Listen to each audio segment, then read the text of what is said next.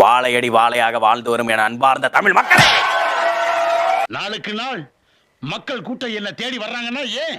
சீமான் வேண்டுமானால் சாகும் வரைக்கும் எங்களுடைய அரசியல் கொடிகளை பாவித்து, எங்களுடைய கொடிகளை பாவித்து அரசியல் செய்து எங்களுடைய புலம்பெயர் மக்கள் அனுப்புகின்ற பணத்திலே அவர் தன்னுடைய அரசியலை செய்து கொள்ளட்டும். அவ்வளவுதான் என்னால் சொல்ல முடியும்.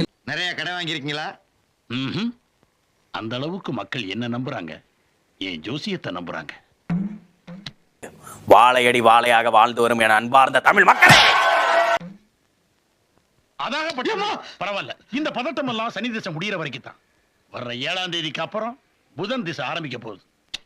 அதுக்கப்புறம் இந்த ஜாதகக்காரன் எங்கேயோ போயிடுவான் சார். சீமான் வேண்டுமானால் சாகும் வரைக்கும் எங்களுடைய அரசியல் கொடிகளை பாவித்து, எங்களுடைய கொடிகளை பாவித்து அரசியல் செய்து சார்.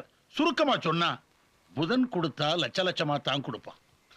ஆனா குரு கொடுத்தா எங்களுடைய புலம்பெயர் மக்கள் அனுப்புகின்ற பணத்திலே அவர் தன்னுடைய அரசியலை செய்து கொள்ளட்டும். அவ்வளவுதான் என்னால் சொல்ல முடியும். இல்லை, நீங்கள் ஏற்றுக்கொள்ளாவிட்டால் தொடர்ந்தும் சீமானுக்கு நீங்கள் பணத்தை அனுப்பலாம். எங்களுடைய தேசிய கொடியை வைத்து அவர் அரசியல் செய்வதற்கும் கோடிக்கணக்கான தமிழர்கள் உழைக்கின்ற பணம் அந்த அவருடைய அந்த விதண்டாவாதமான பொய்யான அரசியலுக்கு வந்து போவதை நீங்கள் கோடி கோடியா கொடுப்பான். புரிஞ்சதா? விரும்பினால் நீங்கள் தாராளமாக அனுப்பலாம். அதுல எந்த சந்தேகமும் இல்லை. அது உங்களுடைய தனிப்பட்ட கருத்து. ஆனால் என்னுடைய கருத்து, அப்படியான பணங்கள் வீண் போகாம அதே 54 வயசுல இவனுக்கு சுக்கிர தசை வருது. அந்த நேரத்துல இவன் நம்ம நாட்டுக்கு பிரதம மந்திரியா வர்றது கூட வாய்ப்பு இருக்கு. அதை விடுத்து இந்தியாவில் உள்ள சீமான் போல ஆமக்கரி பூனக்கரி PK-47 என்று சொல்லி எமது தமிழினத்தை வைத்து, எமது தமிழினத்தினுடைய துன்பத்தை வைத்து பிழைப்பு நடத்தக்கூடிய சீமான் போல சுமந்திரன் அவர்கள் உருவெடுத்துள்ளார். இலங்கையுடைய சீமான், அதாவது தமிழர்களுடைய சீமான் என்றுதான் அவரை சொல்ல வேண்டும். விளைந்த நெல் வயலுக்குள் மாட்டை இறக்கி உழவடிக்கிறார்.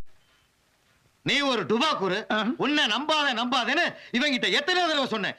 இவன் தான் என் பேச்ச கேட்காம உங்ககிட்ட தான் ஜோசியம் பார்க்கணும்னு சொன்னான். அதனாலதான் உன்னை டெஸ்ட் பண்ணேன்.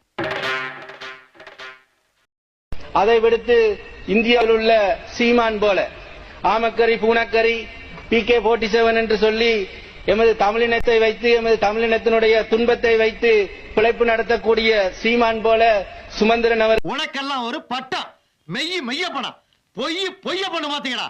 போடா.